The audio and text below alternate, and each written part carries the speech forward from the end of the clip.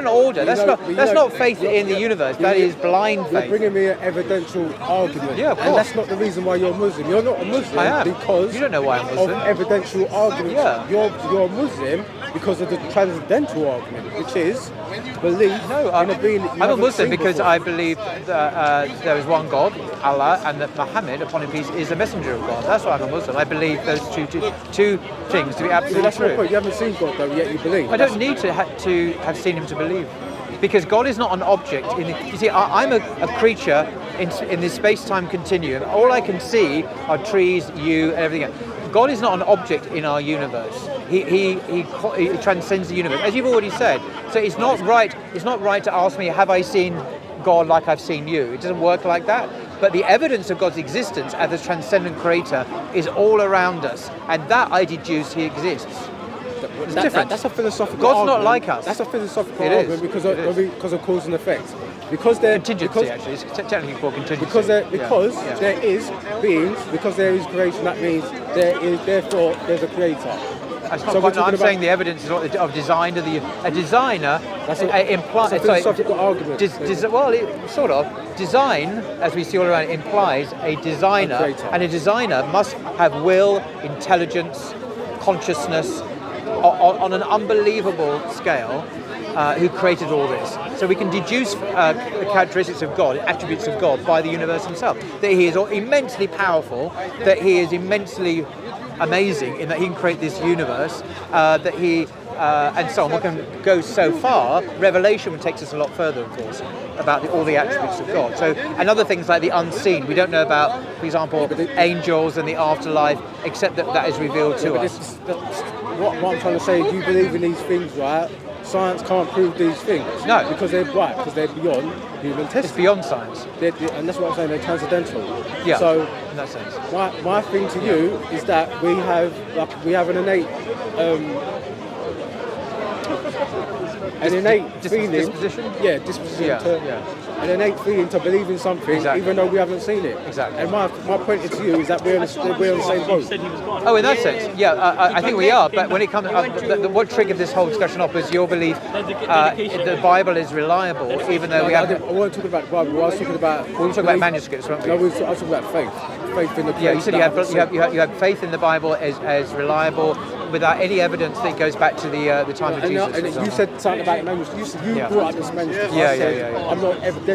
I'm not a Christian because of evidence. But shouldn't you have evidence for your? Shouldn't you have evidence for your beliefs? No, not necessarily. Why not? Because a God, a creator, shouldn't have to prove himself by tangible evidence that he's alive. I don't believe God has to prove anything to me. Right, exactly. But I do believe there's evidence for his existence. Sorry? He doesn't have to prove anything to me, of course, but there is evidence that he exists. How do you prove the evidence of somebody who's unseen? I've already explained. The universe is exquisitely designed in the most astonishing way. It didn't come about by chance. It's clearly we're meant to be here in some way. This implies purpose, design, intelligence, and so on. All these are attributes of a phenomenal transcendent being whom we call God. Now, it's a mistake to think that we, as creatures on this planet, can see God as if he was an object in this universe. I keep on saying this point. We can't reasonably expect to see that. What you're saying to me is that because there are creations and there are things, therefore, that's a logical argument, which comes down to philosophy. But that's not actually seeing a being, like I said, in beyond the tangible. So where it's evidence. Sorry? I don't mean by seeing. I keep on coming back to it. Do you expect me to see God like I see you? And therefore I now know. No, that's not what I mean. But you're using a logical argument, and I'm coming to a conclusion. I'm just observing the universe and deducing that behind the universe, beyond, there must be a creator. Yeah, that's not really a philosophical argument. It's the argument of contingency. It can be a scientific model. It's not a science argument. Yeah, because in the philosophy of science, they have a model. And that can be used as a philosophical argument and a scientific one, because like I said, cause and effect is a scientific model.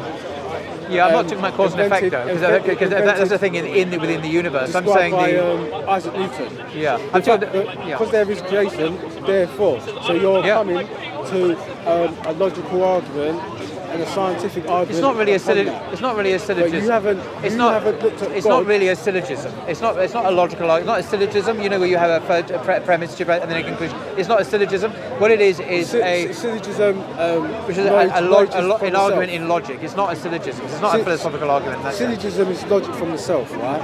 It's a particular logical structure where you have. I think therefore I am. Knowledge comes from ourselves. Okay, but my argument is not a syllogism. Do you know he's begging the question? It is the sense that the universe is clearly designed, therefore there's a designer who is infinitely transcendent of the universe. He's not part of the universe, he's not in the universe, it's not panentheism or pantheism or even deism. He's utterly transcendent, who creates and sustains the universe in power. And I think the evidence for that is overwhelming. We see it in every object around us, in trees, within ourselves, in the grass, rocks, the stars, DNA, whatever you say, it all cries out, this is design and has purpose. So therefore I say there is a designer. It's not... What you're saying, like I said, we keep going back and forth. You're looking at creation and coming to a logical conclusion that... Because do you agree? Do you agree with that conclusion? Yeah, I agree with that. Okay, the universe is intricately designed. Yeah, exquisitely designed. Designed. It didn't just pop up by itself. Exactly. I don't believe in evolution. I believe there's an intelligent being behind it. But see, so what you're saying, there is something that's being revealed to us because there's intelligent design, therefore intelligent creator. Yeah. That says there's an intelligent being, but then that's different from you actually looking at a being in the spiritual. I can't see God in this life with my eyes. Well, maybe in the next life, actually, one can, with a different kind of body or perhaps. Yeah. Well, I don't believe he exists. I know he exists. You don't just believe through intelligent design. I know he exists. There's a difference between belief in the Christian sense. Whether you believe or not. Let me clarify this. Often when Christians say I believe in something, they well, I don't really have any evidence. Can I just finish what I'm saying? Okay. I was trying to explain. You don't just believe because of intelligent design. You believe because there's an innate feeling in you. The fitra. Yeah, right. But as I was saying, if I can say, when Christians say they believe that, I believe in X, they often mean, well, there's not really any evidence to it. I just believe it. And that's not, when I say I believe in God, I don't believe in God in that sense at all. I'm saying that's the crux of yeah. I'm not saying I believe in God like that at all. I'm saying I know God exists. Okay, all right. And so the same thing. For the same reason, because his existence is axiomatic, it's self-evident, it's obvious. You said no, but you said it's obvious. No, I said axiomatic. Axiomatic, which means self-evident. It's a self-evident truth. So it's not like a blind faith. Right, yeah, that's fine. It is obvious that God exists. Yeah, so but that's the thing. We actually agree. Absolutely. It's something that's innate in us. Exactly. We were wired to believe. Exactly. So we don't just believe on the creation. Exactly. We don't just look at creation and make an analysis and say, like a creator, because of creation, therefore creator, there's something else that's pushing us to believe in something, and that is faith. Like I said, Hebrews 11:1, the evidence of all things hoped for, the evidence unseen. So, well, I'm not endorsing Hebrews, but we're in the same boat. Yeah, maybe on terms of God's existence, yeah. But I think when it comes to the specifics of the Bible and so on, I think that's a very different problem, and I think it's not obvious that the Bible is reliable or historically accurate in many of its claims. Okay, that's fine, but where it comes down to we're going on faith, is that what has been recovered is reliable. What would you mean? What's that? Through manuscripts or whatever. Oh, no. Parchments. No, I find that the historians often point out that the Gospels are historically unreliable in many of its statements. Right. Unreliable. And these are usually Christian scholars that say this. I can give you examples if you okay, would you like me to give you examples? Can I just make this point? Okay. Does God need manuscripts to speak to you?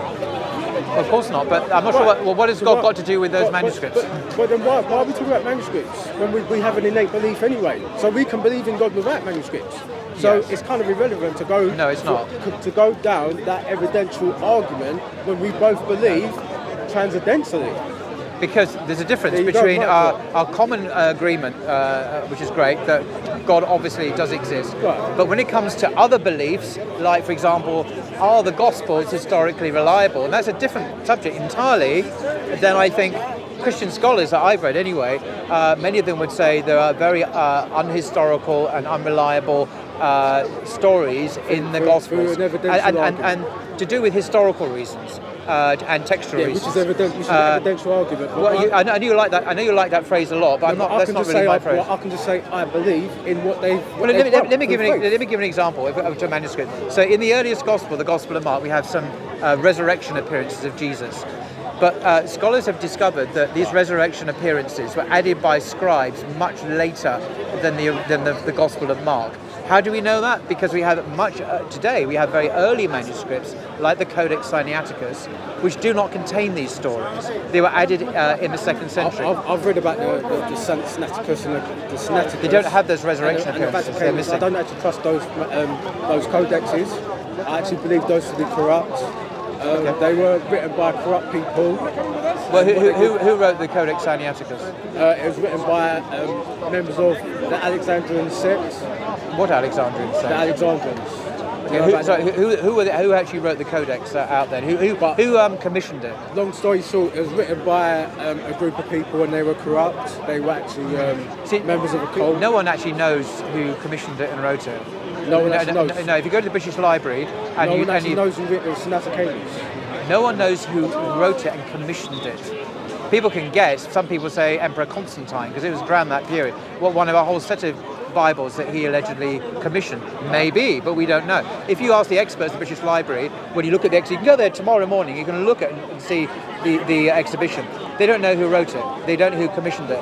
But they do date it because you date it by carbon dating and handwriting styles and so on. Yeah, they date it to the middle of the 4th century. But my point is, in the early church before that, we now know from the science of textual criticism that these resurrection appearances of Mark didn't exist. I don't go through textual criticism because there are many critics like Westcott and Holt. They made up their own. These are 19th century Cambridge scholars. They made up their own brand of textual criticism we're now in the 21st century. To make their translations of the Bible seem more superior. But that was 200 years ago. I'm talking about in 2024. That was Westcott and Holt. Westcott both lived in the Victorian Christians living in Cambridge and Oxford. But when they lived, a long time ago. But when they lived, they made up, like I said. Well, maybe. But today's scholars are not Westcott and Holt. That's Westcott College, Cambridge, is actually named after Westcott at Cambridge University. I've been there. Yeah. But I said before, this is a irrelevant argument because I'm not an evidentialist. And what do you mean by evidentialist? You don't believe in evidence? Going on evidence. I have faith that what I've read is true. Blind faith. Like but you said before it wasn't blind faith, it was faith. Well, no, but if you don't require evidence, you just believe it anyway. That's blind faith, isn't it? I tend to say it's just faith. I say it's blind faith. Different kinds of faith. You see, if I believe something and I have no evidence for it at all, that's blind because there's no reason why I should believe. There's no rational reason why I should believe that. Yeah, there's no evidence. But I just said to you, can God speak to you without manuscripts? And you said, yeah. We both agreed. And we both agreed that's why we believe in a being we haven't seen. Yes, but I haven't claimed to believe anything without evidence. No, but we just said, remember I said... There is evidence to my belief, which is based on the Quran, for example. You said that you believed in a higher power, which you haven't seen. One, because of creation. Yeah, there's evidence. There's evidence. I'll call it revelation. Okay. And fine. You said because of an innate capacity, like you said, what we were born with, to believe in the unseen. Okay. And that is the crux of our belief. It's not about evidential. We don't believe. No, you see, we move beyond that subject. So hang on, can I explain? I agree with you about the existence of God, but there are other subjects, other doctrines of belief that you have. I can just brush that aside and say I'll just believe in faith. Can you let me finish? Yeah. Other than the existence of God, but there's plenty of evidence, there are other specific Christian doctrines that are not that belief in God, that have no evidence for, that you believe them blindly because you're a Christian. I get that impression. But Islamically, we're not allowed just to have blind faith with no reason at all. For example, let me give an example. Let me give an example. The example, the unseen, the afterlife, the existence of the day of resurrection and the day of judgment. That's what I'm coming to. The day of judgment and so on. I've not seen those things. Right, I have no physical. Yeah. Sorry, I just want to quick point. And then am I taking too long to talk? Is that, you're finding me a bit slow, are you? I just want to make a quick point and then quick introduction. Yeah, but I'd like to finish my point, if that's all right. So, why do I believe these things? What evidence do I have? God's own word, which is the Quran. and other scriptures also mention this, but the Quran is the last revelation of God, uncorrupted, pure, unchanged, unlike the Bible, which has been changed. And I've given you an example, but you're not perhaps too comfortable with that. So that's why I believe on the testimony of the ultimate authority possible, which is God himself. That's why there is evidence for it. The evidence is God, who is reliable. When the beliefs that some of the beliefs you have are not based on any evidence. They're just based on your believing in them. That's what we both agree on. And I'm saying that Islamically that's not good enough. We require evidence for everything we believe. Yeah, but what you're suggesting to me is a framework, a protocol of believing something, but which you don't hold to ultimately. Like when we keep going back and forward. I do hold to it ultimately. The ultimate authority is God and his teaching. You just said we just keep going. We just said over and over again. We have an innate capacity to believe in something that we haven't seen. No, I've changed the subject. I'm talking about something else now. I'm talking about something else. I'm talking about a specific. I'm saying you're not an evidentialist. I am an evidence because the evidence comes from God. But have you seen God? I don't have to have seen him to read his word. The Bible, the Quran, the Quran is not God. I don't have to see God to believe in the Quran. The Quran is his speech. Can God be scientifically proven? That's a category mistake to ask that question. It's not. Because God is not. No, he can't be scientifically proven. Let me explain why. Because God is not an object within the universe that we can measure scientifically. It's a category error to ask that question. It's a category mistake. God massively transcends all the universe. He is behind it and beyond it. He controls and brings it into being. To ask us to use science, which operates within our material realm, to talk about the transcendent God who is not material, is simply an error. It's a mistake. That's why we don't use it. So we can't use science to prove or disprove God. Right. So then we have to go on faith. What can we do then? We've already been down that road. But I was talking about specific Christian beliefs which you have, which are not apparently based on any evidence. And I'm saying we should not have beliefs based on no evidence. But it doesn't matter to me though. Fine.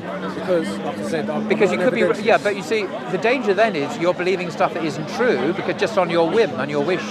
Is God not true? No. Your beliefs without evidence could just be illusory, couldn't they? They could be illusory. Yeah, but we both agree that God is true. Yeah. So if you have no evidence of beliefs, you could just be believing anything that's not true. But if I have evidence of my beliefs, then at least I can point to something objective beyond my own wishes and say, I believe in the day of judgment because God has said that in the Gospels, which he has. Jesus, as a prophet of God, has spoken about a day of judgment. Muhammad, peace be upon them both, have also spoken. That's evidence. God has spoken to us, the humankind. But if you just have beliefs because you just have beliefs, you could be misled and you wouldn't even know because you don't have any evidence. That's the problem I have. But when you put all your eggs in those baskets, it's you're like I said, science can't prove these things that we believe. Science is irrelevant. Science is irrelevant. Science is irrelevant for what we're talking about. Science can't speak to these metaphysical realities. Science is only competent within the material realm. But I'm not speaking about the material realm. I'm speaking about the transcendent God. Evidence is material.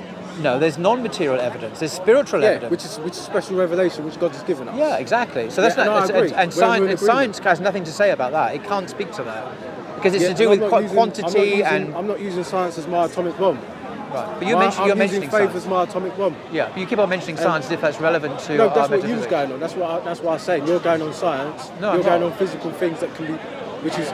Not when it comes to revelation. It's nothing to do with science. It's to do with God's own. You're saying something about you're speaking about parchments and carbon dating. That's science. What? Because I'm saying that the Gospels, which you think are reliable, we don't have the original copies, and Christian scholars today think they are corrupted. They're corrupted, so they're not reliable as evidence. That's my problem. My argument is I have faith that whatever they brought me is true. Based on what? Based on faith. Yeah, but this is blind faith. This is blind faith. You keep saying blind faith, but because you have no evidence for it. You see, I have evidence that the New Testament is corrupt. You have blind faith that it's not. So how do we weigh up this equation? Who is right? I can give you lots of examples and evidences of textual corruption in the Bible. I can give you a dozen examples from memory. And you say, none of that matters. It's not carbon dating. None of this matters because I have blind faith. That's how they test the who has the better argument here? We both believe in the same things. But no, we don't. We don't believe in the same things. You're trying to make an error. You're trying to say that my religion is better than your religion. No, I'm saying no.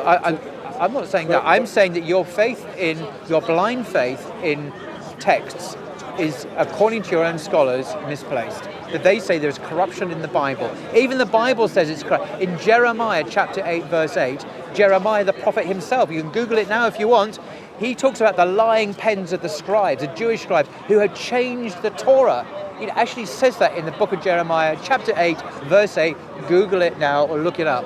So even the Bible admits the Bible has been corrupted. I'm not making that up. If you look it up, look it up. That's an opinion of men that you've listened to. This is what Jeremiah says in the Bible. Jeremiah? Look it up. No, I'm serious. Keep on saying this. So, Did you have a copy of the Bible now? Because I wasn't really listening. You weren't listening to me. Why am I? I know the Bible very well. Jeremiah says the Bible's been corrupted. Well, you must. If you know the Bible well, you'd know that then. No, I think you're clutching at straws. I'm not. I'm deadly serious. Jeremiah, look it up. The prophet said that the Bible's been corrupted. Jeremiah chapter 8, verse 8. Look it up now. Look it up now. He talks about the lying pen of the scribes who have corrupted the Torah. He says that. Jeremiah 8:8. I'll wait while you look it up. You can read it out.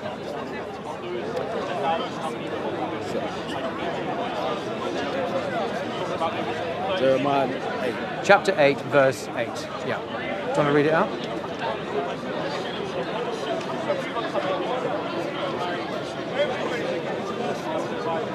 Oh, what version, by the way? Well, a modern version would be nice, rather than, unless you can read the Greek. I'm not fussy, but just a modern version. I'll go with the King James. No, I'm talking about modern versions, because King James is a really bad translation. See, again, this is just a false narrative, because no, it's not a false narrative. The KJV's got a lot of stick, but it's the most accurate. It's not. And it's not. One thing I know about is the translations. When you look at the other translations, okay, I will look at the. I will give you now modern translation. Jeremiah 8:8. One second, the Bible it says in Deuteronomy 4:2, shall not add or take from the word. So let me come back to Jeremiah 8:8. Let me quote now Jeremiah 8:8. No, because I want to address a point by point. I don't want to. Can we just read out Jeremiah before you talk about other verses? No, because you made a claim about the translations. You said something about the KJV. Yeah. Can I address that in a minute? Because that's go back up. Let's just do this first, and then we'll talk about why the King James version is a dreadful translation.